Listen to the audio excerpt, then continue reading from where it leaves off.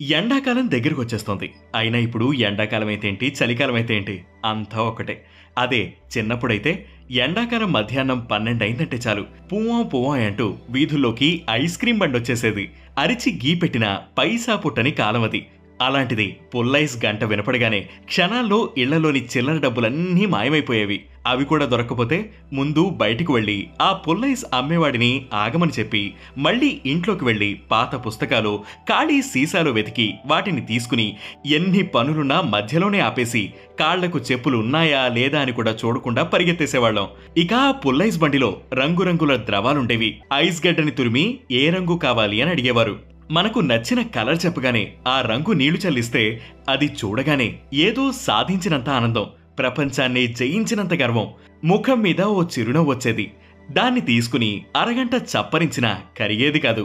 చివరికి కటాకటమని సౌండ్లు చేస్తూ కొరికేయాల్సిందే. ఆ తర్వాత నాలికంతా ఆ కలర్లోకి మారిపోయేది. అద్దంలో అది చూసుకుని నవ్వుకునేవాళ్లం.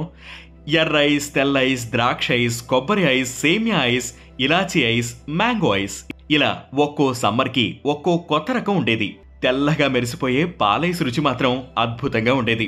అప్పట్లో ఇది ఖరీదు కూడా ఎక్కువే. మామూలు ఐస్ ₹1 ఉంటే ఇది రూపాయి ఉండేది. కానీ రుచి మాత్రం ఆహా, తలుచుకుంటుంటేనే నోరూరిపోతోంది. ఎంత ఖర్చు పెట్టినా ఆ రుచి మాత్రం ఇప్పుడు అస్సలు దొరకట్లేదు. అర్ధరాత్రైనా ఆన్లైన్లో ఆర్డర్ పెడితే క్షణాల్లో రకరకాల ఫ్లేవర్ ఐస్ క్రీములు మన ఇంటి ముందొచ్చుంటాయి. కానీ ఆ పుల్లైస్ ఇచ్చిన ఆనందాన్ని మాత్రం ఇవేవీ ఇవ్వలేవు. ఎంతైనా ఆ రోజులు మళ్లీ రావు కదా.